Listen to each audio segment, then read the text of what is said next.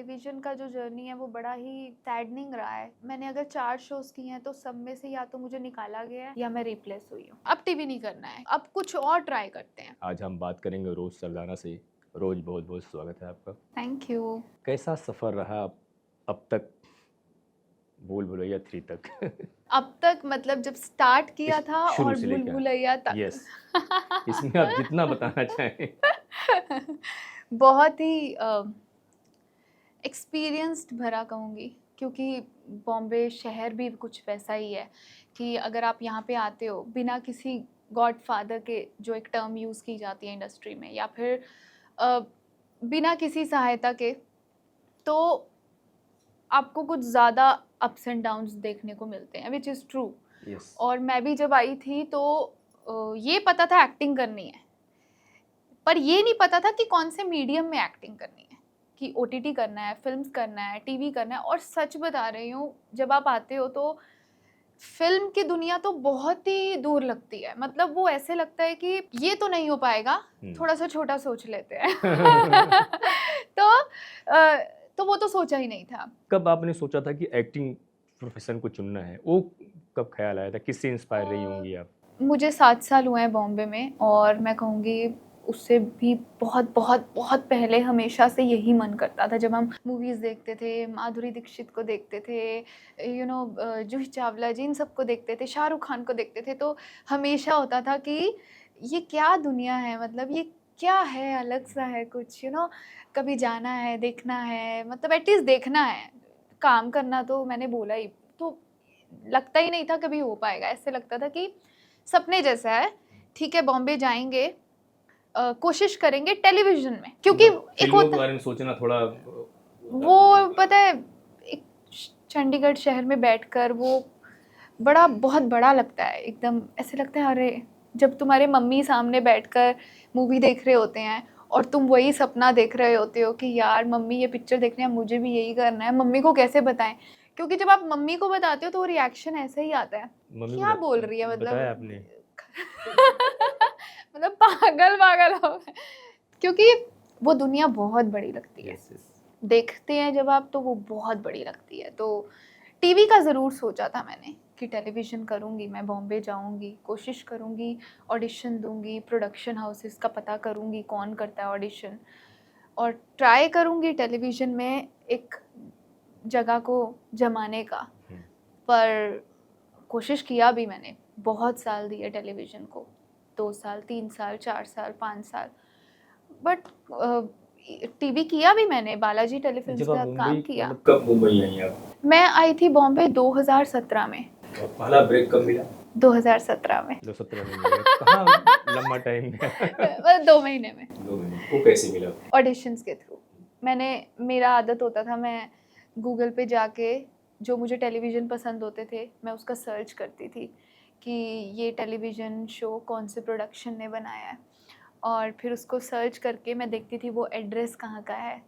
फिर मैं जाती थी वहाँ पे और मैं डायरेक्टली जाके नॉक कर देती थी कि मुझे ऑडिशन देना है। जो भी यहाँ पे है, आप लोग कैसे ऑडिशन लेते हो, मुझे ऑडिशन देना है। तो वो एक स्लेट पे इंट्रोडक्शन लेते थे। तो this was used to be my process, कि मैं गूगल पे खुद सर्च करके पहुँच जाती तो थी। सबसे पहले किस प्रोडक्शन हाउस का दरवाजा नॉक किया आपने? शशि सुमित प्रोडक्शन। अच्छा। शशि सुमित प्रोडक्शन, एंड उसके बाद इट गोज़ ऑन। मैंने बालाजी में भी ट्राई किया, और मेरा पहला प्रोजेक्ट भी बालाजी के साथ कौन था, सा था? मेरी आशिकी तुमसे ही। और अच्छा था। मुझे अपने पहले शॉट के बारे में भी याद है, मतलब बताइए। बड़ा, मतलब नर्वस नहीं होते हो तुम, बहुत ज़्यादा नर्वस, और मतलब हालत ख़राब कि ये होता कैसे है, एक्शन होता क्या है, कैसे होगा। और मुझे याद है अनिल सर डायरेक्ट कर रहे थे, और वो बहुत ही फेमस डायरेक्टर हैं हमारी टेलीविज़न इंडस्ट्री के। और वो डायरेक्ट कर रहे थे, और वो मुझे डांट रहे हैं, रोज़ क्या कर रही हो, ये क्या कर रही हो। और रोना आ जाता था सेट पे, क्योंकि पता नहीं था ना क्या होता है, मतलब ये भी नहीं पता ना कि राइट देखना है कैमरा के कि लेफ्ट देखना है, कुछ भी तो नहीं पता। It's like you are blank and you are on set, and the lines, तुम्हें लाइंस दे दी गई हैं, अभी you have to do it, option नहीं है, तुम्हें पर डे मिल रहा है। तो जैसे तैसे हो गया। सीन हो गया। सीन जैसे तो तैसे। कितनी बार डाँट पड़ी तब ओ सीन बहुत बार हुआ? ओ बहुत बार डांट पड़ी थी अनिल सर से, मुझे याद है। और ऐसा हुआ था कि उन्होंने फिर मेरा वो काट भी दिया था रोल, क्योंकि मैं परफॉर्म नहीं कर पा रही थी प्रॉपरली, सच बताऊं तो। हुँ। और फिर बुरा लगता है, मायूस हो जाते हो तुम। अब शुरू में ज़्यादा झटका लगता था, तो अब नॉर्मल तो लगता है उसमें थोड़ा। वही सीन कटे हुए थे, आप मतलब शो से ही निकाल दिया गया था आपको? सच बताऊँ तो शो से ही निकाल दिया था, थोड़े टाइम परफॉर्म के बाद। हुँ। तो मैंने मेरी आशिकी तुमसे ही में सिर्फ 2 महीने थी मैं, बस 2 1-2 महीने महीने। किया उसके आपने। बाद उन्होंने मेरा रोल कट कर दिया, विच आई अंडरस्टैंड, क्योंकि क्या है कि प्रोडक्शन अपना लॉस नहीं करवाएगा। बिल्कुल। अगर कोई एक्टर सेट पे टाइम वेस्ट कर रहा है तुम्हारा, तो वो ये नहीं देखेंगे कि यार, एक इमोशनल फैक्टर नहीं होता वहाँ पे। उनको पता है कि हमें अपना काम निकलवाना है, तो इट्स ओके। मतलब उस टाइम बुरा ज़रूर लगता था, ओहो। हुँ। उस टाइम तो मतलब रोना आ जाता था कि क्या हो गया, मतलब ये छोटी-छोटी चीज़ें बड़ी लगती हैं ना उस टाइम। हाँ, उस समय तो ख़ैर बहुत बहुत बड़ी लगती हैं, मतलब लाइफ लगती है, सच बताऊँ, लाइफ लगती है कि इसके लिए तुम आए थे। और सबसे ज़्यादा जो तुम्हें अपसेट करती है चीज़ उस टाइम पे, वो होते हैं तुम्हारे पेरेंट्स के कॉल्स, जो उनको रिश्तेदार करते हैं। Oh my God! अरे क्या हुआ आपकी लड़की को, कल देखा था, आज नहीं देखा टीवी पे, आज आई नहीं, कल नहीं आई।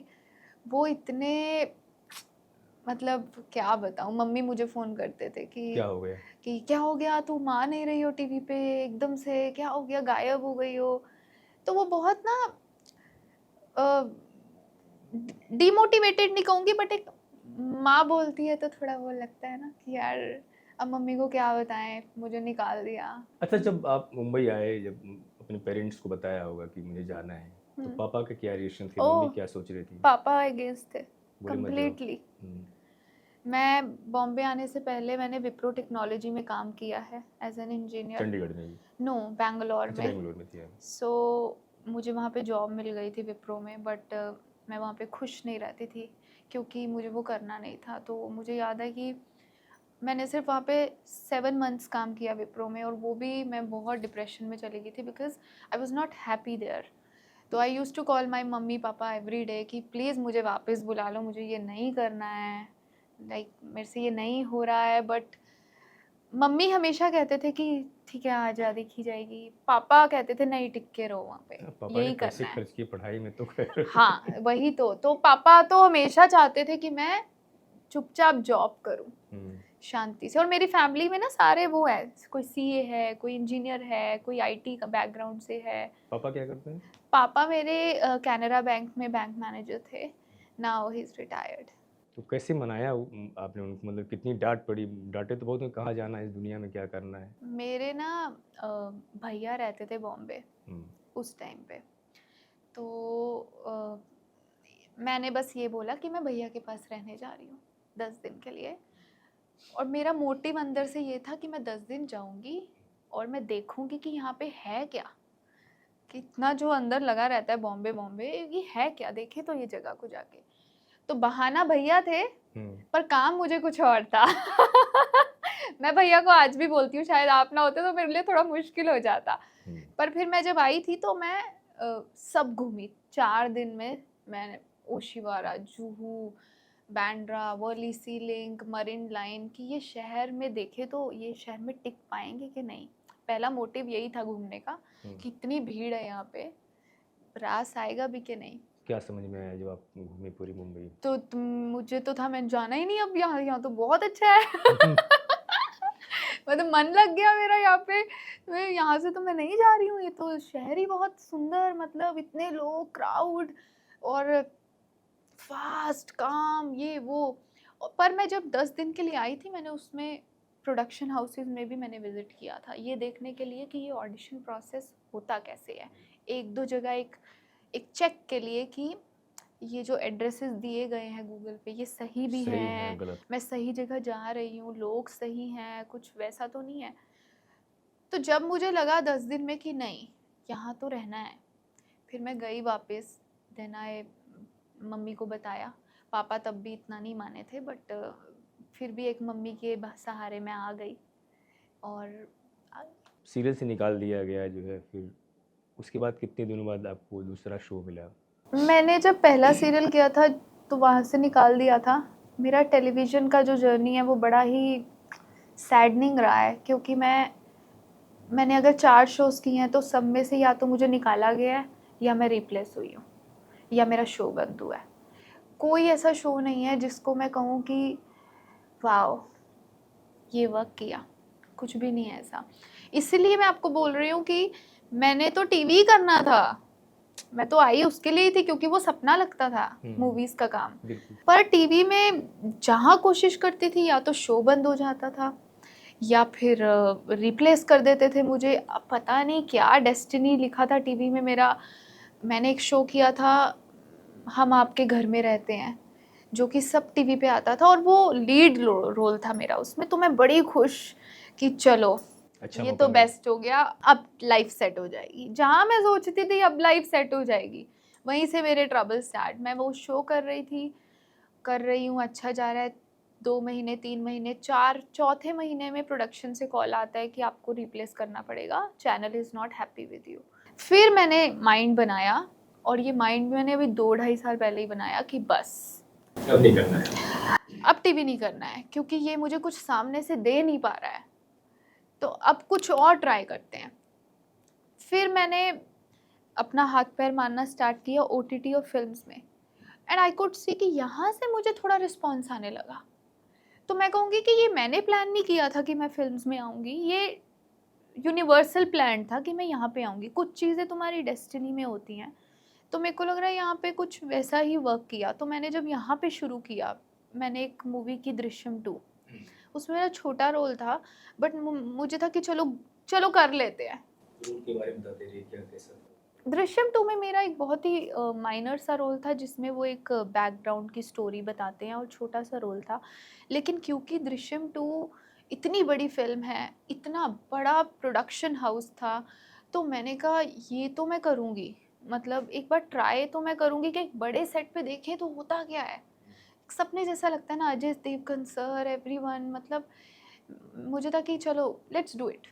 फिर तुम एक उस पे चले जाते हो कि आजमा के देखते हैं। जब इतना कुछ तुम रिजेक्शंस देख लेते हो, तो फिर ऐसे होता है कि अब जो आ रहा है चलो कर लेते हैं, भगवान भरोसे। फिर दृश्यम 2 के बाद मुझे छोटा सा रोल करके भी मुझे जब इतने कॉल्स आए, तो मुझे ये फील हुआ कि यार अगर आप बड़ी फिल्म का छोटा हिस्सा भी होते हो, तो मतलब बहुत बड़ी बात होती है। बड़ी बात तो है, और मतलब वो छोटे को भी लोग नोटिस करते हैं। ये मुझे पहले नहीं लगता था, पर जब मुझे दृश्यम 2 के छोटे रोल पे भी कॉल्स आए, तो मुझे लगा यार ये तो मतलब कमाल है। मतलब अगर आप बड़ी फिल्म का छोटा हिस्सा भी हो तो ये तो बहुत बड़ी बात हो गई। फिर मुझे नेक्स्ट आया लव रंजन सर से wild wild Punjab. Punjabi film थी ना ये? नहीं, it's a Netflix OTT, Netflix की सीरीज। हम्म, इसमें मेरा अच्छा रोल था। फिर और इसका शूट चंडीगढ़ था, अपने मेरे शहर होम में। टाउन में। तो मैंने कहा चलो अब शांति से जो आ रहा करते रहो।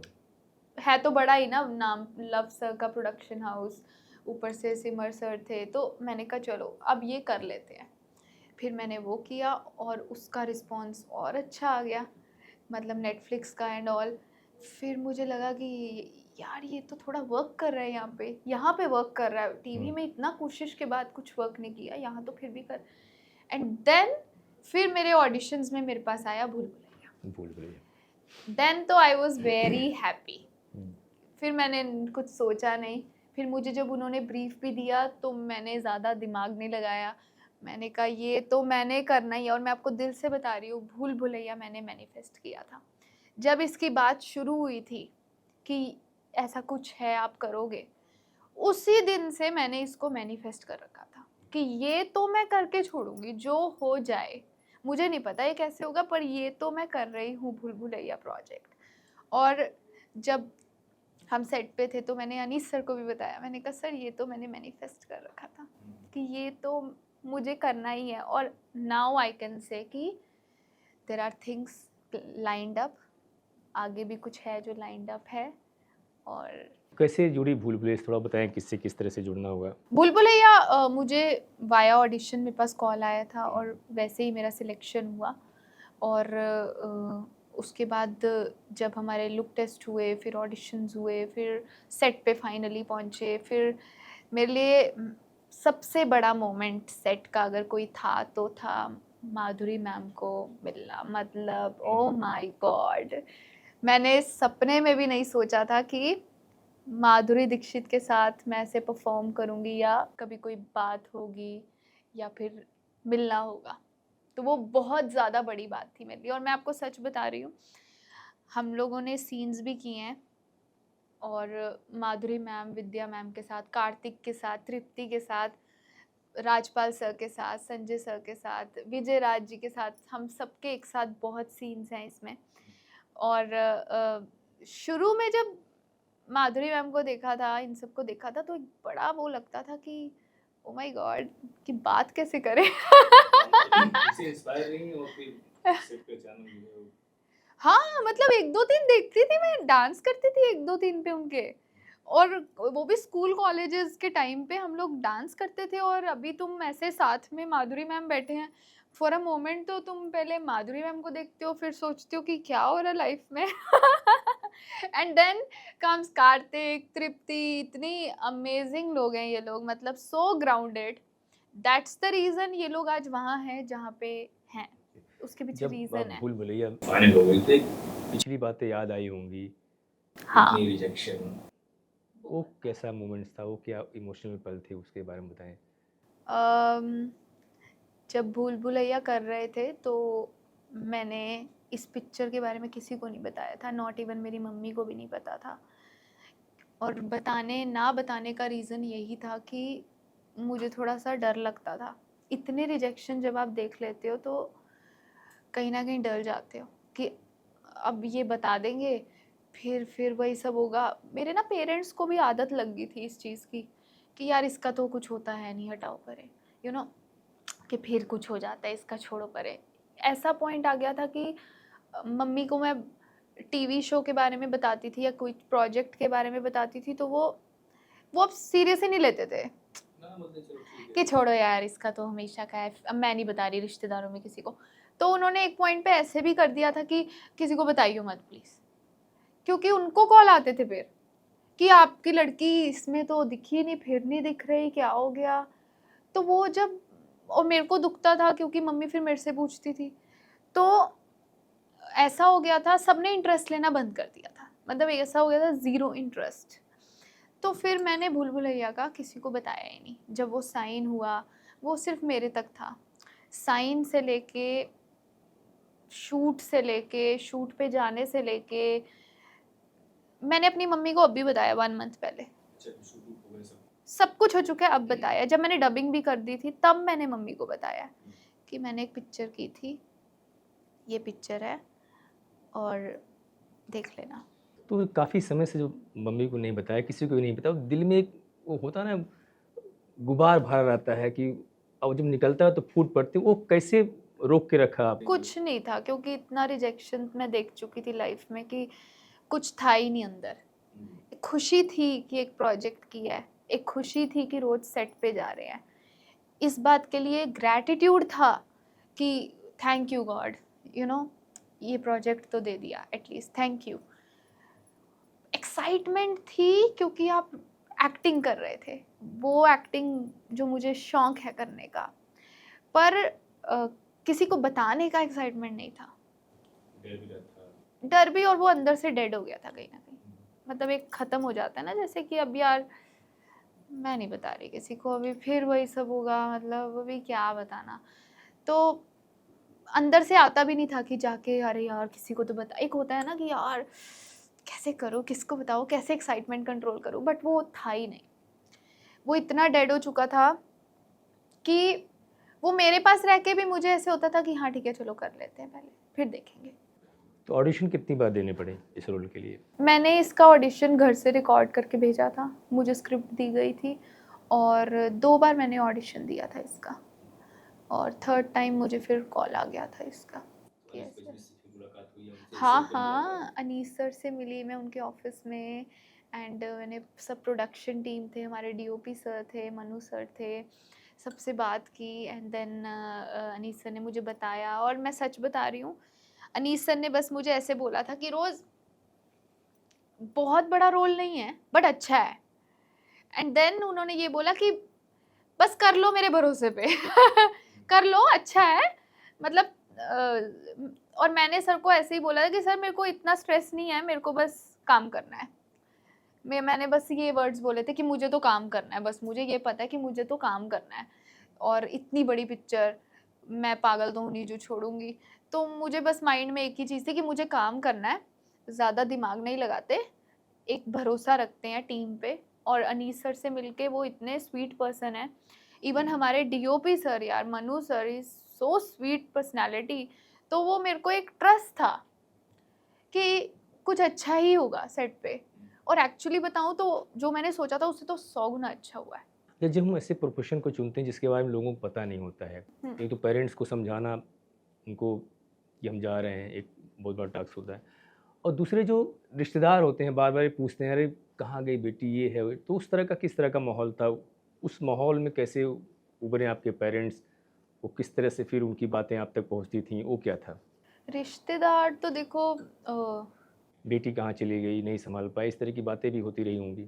हुई हैं। मेरे मॉम डैड तो, पापा को ज़्यादा में भी बोला जाता था क्या बोलते कि थे लोग? इसको जॉब वगैरह करने दो, क्या लाइफ ख़राब कर रहे हो। और मेरे पापा ना खुद भी थोड़ा वैसे ही हैं, तो उनको खुद भी होता था कि ये क्या क्या इंडस्ट्री है तुम लोगों की, ना सर्टेनिटी है, ना काम का पता नहीं है, आज है कल नहीं है। तो उनको ये चीज़ होती थी कि एक स्टेबल काम करो, एक नॉर्मल काम करो, इंसानों वाला जॉब करो और चुपचाप अच्छी लाइफ काटो। उनको हमेशा से ये था। तो पापा को रिश्तेदारों नहीं बोलते थे, और रिलेटिव्स वगैरह का एक पॉइंट तक तो वो रहा ही है कि कहाँ भेज रहे हो लड़की को, क्यों ये कर दो, शादी बड़ा कर शहर, दो, क्या अनजान। करवा रहे हो, बॉम्बे शहर, आजकल पता नहीं क्या होता है। पर एक चीज़ थी इन सब जर्नी के बीच में जिसने मेरी बहुत हेल्प की, वो ये कि मैं पिछले 10 साल से एंकर हूँ। I am also an MC। तो मैंने बड़े कॉन्सर्ट्स होस्ट किए हैं स्टेज पे, अरिजीत सिंह के साथ, आपको नेहा कक्कड़ के साथ, सोनू निगम के साथ, विशाल शेखर के साथ।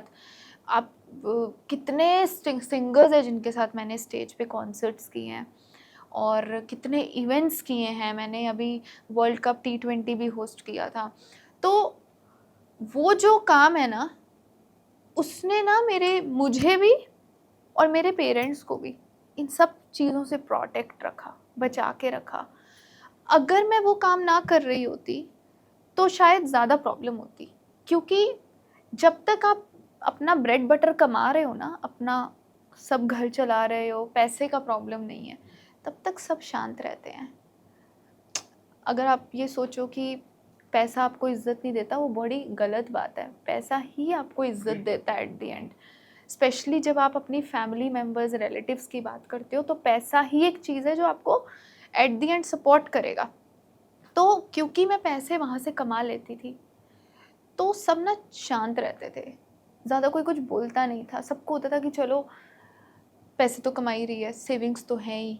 और कुछ मेरे अंदर भी कॉन्फिडेंस यहाँ टिकने का, बॉम्बे शहर में टिकने का एक यही था कि मैं कमा तो रही हूँ ना, एटलीस्ट किराए का प्रॉब्लम नहीं है और खाने पीने का प्रॉब्लम नहीं है। जब मैं ये सब देखती हूँ तो मुझे एक बहुत अंदर से थैंक्स निकलता है टू गॉड कि कभी समस्या आई, प्रॉब्लम आई खाने पीने की, या कभी ऐसा भी पैसे ना रहे हों, घर से मंगाने की नौबत आई, उस तरह से कभी हुआ है? एक दो बार हुआ है, बट मम्मी मेरे कुछ ज़्यादा ही सपोर्टिव हैं। पापा से चुपके से भेज दिए पैसे? हाँ, मम्मी बहुत सपोर्टिव है। तो मम्मी खड़े रहते थे। वैसे तो पापा भी रहते थे, अगर मैं कभी ऐसे once in a blue moon एक बार फ़ोन करूँ कि पापा प्रॉब्लम हो गया है, तो कर देते थे।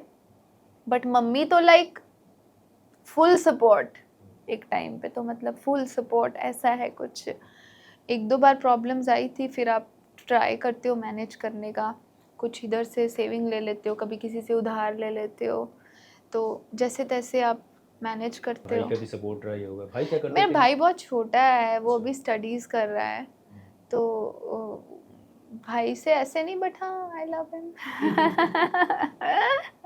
वैसा नहीं है, बट ठीक है, आई लव हिम। किसी भी शहर में अकेले रहना मतलब लड़कियों के लिए बड़ा चुनौती होता है, और माँ बाप हमेशा चिंता रहती है कि बेटी किस हाल में होगी, क्या कर रही होगी, क्या खा रही, क्या पी रही होगी। तो वो सब कैसा रहा, कैसे आपने इतनी दिनों तक उन सवालों में जो है अपने आप को घेर रखा, उससे कैसे बाहर निकले? शुरू में रहता था, शुरू के मैं बोलूँगी 2 साल ज़्यादा रहता था ये सब, क्या कर रही है, कहाँ घूम रही है। पर फिर ना मैंने अपने पेरेंट्स को ना बॉम्बे आने का आदत लगाया थोड़ा, कि एक बार आप आओ। जब तक वो बॉम्बे नहीं आए थे ना कुछ महीनों तक, तब तक वो बहुत टेंशन में रहते थे कि ये पता नहीं कहाँ रह रही है, कर क्या रही है, खा कैसे रही है। तो एक दिन आया, मैंने कहा आप ना प्लीज़ बॉम्बे आ जाओ, नहीं तो फिर ना आपको समझ आना है यहाँ का, ना मुझे समझा पाऊँ, मतलब मैं भी नहीं समझा पाऊँगी। और बॉम्बे इतना सेफ शहर है, मुझे लगता है सबसे ज़्यादा सेफेस्ट प्लेस अगर कोई है लड़कियों के लिए तो वो बॉम्बे ही है, क्योंकि यहाँ पे आप रात को 3 बजे भी निकलोगे तो कोई डर नहीं है, इतना सेफ शहर है ये। तो मैंने मॉम डैड को यहाँ पे बुलाना स्टार्ट किया, हर थोड़े थोड़े टाइम बाद उनको रखा। फिर जब उन्होंने देखा कि यहाँ पे तो बहुत ही आराम है, मतलब सेफ कितना है, मम्मी को पापा को इनको फील हुआ घूमे फिरे जब, तब मैं एक छोटे से एक रूम में रहती थी शुरू में तो, और उस छोटे से रूम का ही किराया मेरा 23,000 था, मुझे याद है। कहाँ पे था रूम? ओशीवारा में। भाई के साथ में रहती थी? भाई तो विक्रोली रहते थे। अच्छा। तो भैया is like married and all, तो मेरा मन नहीं करता था कि मैं साथ रह के बॉदर करूं, मतलब एक होता है ना पर्सनल स्पेस, और बॉम्बे के तो घर कितने छोटे छोटे हैं, तो मुझे भी होता था कि भैया का घर में मैं कैसे रहूं ज़्यादा टाइम तक। तो मैं भैया के घर तो वो 10 दिन ही रही हूँ। बट फिर मैं जब सेकेंड टाइम आई तो मैंने अपना रेंट पे लिया, और वो छोटा सा तो रूम उतना था पैसे लेके एकदम। आई थी पेरेंट्स से मांग के, या फिर वो नहीं, सेविंग की मैंने थी? एंकरिंग से इकट्ठे कर अच्छा, रखे, फिर बेंगलोर में काम कर रहे थे वो सब इकट्ठे? वहाँ से तो भी कितने इकट्ठे पैसे कर इकट्ठे रखे। करके आए कि आपको लगा कि चलो 1-2 साल नहीं भी काम होता तो भी गाड़ी चल मेरे जाएगी? पास सिर्फ 2 लाख रुपए थे। बहुत है। और मैं उसमें आ गई थी कि ठीक है चलो 2 लाख रुपए तो हैं, चलो। और ये नहीं पता था कि बॉम्बे में 2 लाख कुछ भी नहीं होते, कुछ नहीं होता। कुछ भी नहीं होते। यहाँ पे 2 लाख तो मुझे लगता है विद इन 3-4 मंथ्स, अगर आप वो भी सोच समझ के चल रहे हो तो आपके 3 महीने कटेंगे एकदम, अगर एकदम आप सोच समझ के चल रहे हो, नहीं तो 2 लाख तो कुछ भी नहीं है यहाँ पे। पर उस टाइम मेरे को कमिंग फ्रॉम चंडीगढ़ तो 2 लाख बहुत लगते थे। वहाँ पे तो कितना ही रेंट होता है, 6,000 तो में भी ट्रेन तो से आई लोग। थी, फ्लाइट से पहली बार? ट्रेन से कैसे फ्लाइट? कौन सी ट्रेन थी? ट्रेन से। ये कौन सी थी जो ब्लू कलर की होती है? पश्चिम एक्सप्रेस तो वहाँ अमृतसर से आती है, वो वहाँ से मेरे को लग रहा है पश्चिम पश्चिम, एक्सप्रेस ही हाँ, थी। वो भी वहाँ से आती है पश्चिम, या दोपहर को आती है इतना 2 ढाई नहीं बजे। याद, बट ब्लू कलर की ट्रेन थी ये याद है।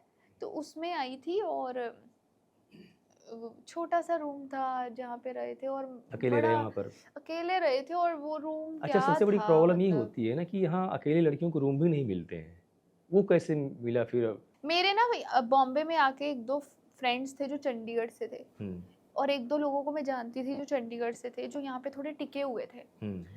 उन लोगों के रेफरेंस से मुझे रूम मिला था कि हमारी चंडीगढ़ की जान पहचान की है तो आप कमरा दे दो।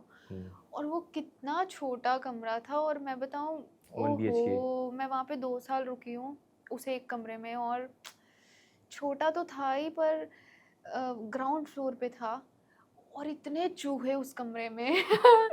मतलब मैं, इतना छोटा कमरा, एकदम छोटा सा वॉशरूम, और एकदम माइनर सा जिसको कहते हैं किचन, मतलब आप दरवाजा खोलोगे तो सामने ऐसे बस गटर? सोने का जगह, और ऊपर से चूहे, मतलब, और आप बस एडजस्ट कर रहे हो। चूहे ने नुकसान तो नहीं पहुंचाया? अरे मेरी रात रात को नींद खुल जाती थी 2-3 बजे, क्योंकि मुझे इतनी आवाज़ आती थी, कभी पैर पे चढ़ रहा है, कभी कुछ। मतलब वो 2 साल क्या थे। पर उसी कमरे में मैंने अपने मम्मी पापा को भी बुलाया था फर्स्ट टाइम, कि आप देखो मैं कैसे रह रही हूँ। अब उनको कमरा समझ में आया ना आया, बट उनको एरिया बहुत अच्छा लगा, क्योंकि एरिया बहुत अच्छा है ओशीवारा, क्योंकि वहाँ पे ना रौनक रहती है पूरी रात, एक चहल पहल रहती है, सेफ्टी ओशीवारा में कहाँ लगती पे? है। ओशीवारा में ना अब तो द ढाबा शिफ्ट हो गया है, हाँ, द ढाबा पर पहले द ढाबा के बैक साइड पे एक बिल्डिंग है गांव देवी, तो वहाँ मैं रहती थी। उसके पास में ही एक मंदिर है, मंदिर तो अभी भी है, क्योंकि मेरी एक मेमोरीज है, तो मैं ना आज भी वो मंदिर में जाती हूँ। क्या है मेमोरी मंदिर से? मेमोरी मतलब मैं वहाँ पे हर रोज़ जाती थी टू प्रे, पूजा पाठ करने। वहाँ के पंडित जी थे और उनसे कभी मैं पूजा करवाती थी गणपति की, तो मैं जाके हमेशा अपनी विश मांगती थी, तो एक अटैचमेंट हो जाता है। और उसी मंदिर के सामने ना एक आंटी थे जो डब्बा बेचते थे लंच का और डिनर का, और वो 20 रुपए का आता था कुछ। अरे वाह। तो उस टाइम पे अकेले रह के मॉर्निंग इवनिंग और मॉर्निंग आफ्टरनून डिनर का तैयारी करना बहुत मुश्किल लगता था अकेले रह के। तुम्हारी मेड तो है नहीं, अब क्या क्या अफोर्ड करोगे तुम। तो मैं क्या करती थी, वो आंटी के पास ही जाती थी खाना खाने मोस्टली, मतलब दोपहर का भी रात का भी मैंने वो आंटी के पास जाके खाना खाती थी। और वो 15-20 रुपए में मेरे को अच्छा खासा खाना खिला एक देते थे टाइम का एक टाइम का। खुद बनाना कब शुरू किया? खुद बनाती थी, मेरे को अच्छा। खाना, पंजाबी हैं तो शुरू से अच्छा खासा खाना बनाना आता है। हम्म, पर हमेशा मेहनत नहीं हो पाता, और फिर ऐसे लगता था कि एक मील बनाने के लिए आटा भी खरीदो, दाल भी खरीदो, सब्जियां भी खरीदो, मसाले भी खरीदो। तो ऐसे होता था कि यार आंटी के पास जाके खाए आती हूँ। तो आंटी मेरे को 2 रोटी सब्जी ये सब खिला देती थी, और मुझे आंटी का खाना बहुत पसंद था, बहुत। ऑडिशन के लिए आसपास कैसे जाती थी? ऑटो से, बस से? ऑटो से, सब तब पास तो ही? सस्ता था ऑटो। हाँ, ये 17। तो अब ना अबू है ना, आई थिंक 23 रुपए का। तब तो सस्ता था, 17 रुपीज का था शायद, 17 मुझे रुपये याद है ना, 17 रुपीज का 2007 था। की बात है ना? हाँ 17 की, हाँ, तब 17 की। तो हाँ। 17 रुपीज लगते थे। लॉकडाउन में क्या किया है आपने? किसमें? लॉकडाउन जब लगा। बड़ा एक चीज अच्छी थी लॉकडाउन की, लॉकडाउन के टाइम मैं शूट कर रही थी, hmm. And I was shooting for TV show जिसका नाम था अकबर काबल बीरबल। हाँ। फिल्म सिटी में सेट था, और लॉकडाउन से एकदम पहले ही हमारा लुक टेस्ट होके हटा था। और ये जो एकदम मेजर लॉकडाउन है जिसमें कुछ भी अलाउड नहीं था, वो 2 महीने का था, मार्च अप्रैल। उसके बाद ना थोड़ी सी छूट दे दी थी गवर्नमेंट ने कि आप एक छोटी सी यूनिट को लेकर शूट कर सकते हो। तो उस जब छोटी सी यूनिट वाला आया था किस्सा, तो हमारा अकबर बीरबल का शूट स्टार्ट हो गया था। और बट वही मैंने बोला, तो पता नहीं टेलीविज़न के साथ तो क्या रहा है मेरा, क्योंकि मैंने वो शूट स्टार्ट किया, फिर वो 8 महीने में शो बंद हो गया, वो भी नहीं चला। और उसमें मेरा लीड रोल था, बीरबल के ऑपोजिट था। तो उसी वाला घर फिर कब चेंज किया आपने? कितने समय रहे वहाँ पर? 2 साल बाद। लकी रहा वो रूम? लकी मतलब काम तो किया ही, बट ठीक है, वैसे काम नहीं मिला जैसे तुम चाहते थे, क्योंकि बार बार शो से निकलना, रिप्लेस होना, तो वो खटकता था बहुत ज़्यादा। बढ़िया कब मिला, जब कहाँ शिफ्ट किया आप? अब जहाँ मैं रह रही हूँ। जुहू। अब जहाँ मैं रह रही हूँ, यस। अब गाड़ी उड़ी सब ले लिए अभी? या अभी अब तो लाइफ अच्छी। ड्राइवर, गाड़ी सब टचवुड सब सेट हो गया है, और सब जैसा चाहते थे वैसा हो गया है, एंड आई एम हैप्पी। और क्या कर रहे हैं इसके अलावा, भूल भुलैया के अलावा? भूल भुलैया के अलावा एक प्रोजेक्ट है जो लाइंड अप है, मैं बात नहीं कर सकती ज़्यादा। अभी नहीं कर नहीं सकती। कोई नहीं। It is, yes, this is for sure, ये बहुत बड़ा प्रोजेक्ट होगा मेरी लाइफ